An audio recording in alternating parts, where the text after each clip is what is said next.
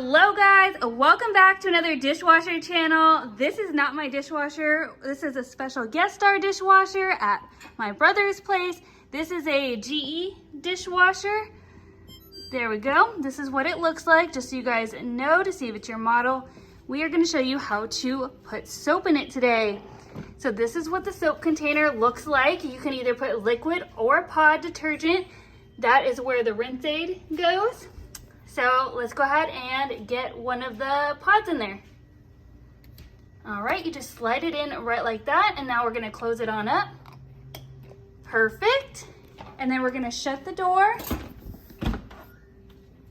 and we're gonna get it started.